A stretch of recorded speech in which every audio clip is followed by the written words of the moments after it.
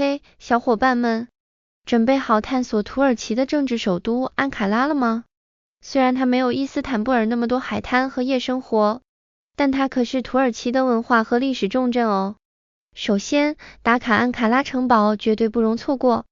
这座古老的城堡仿佛是时间的见证者，从这里你可以俯瞰整个城市的美景。记得带上你的相机，晒个朋友圈，让你的朋友羡慕的直流口水。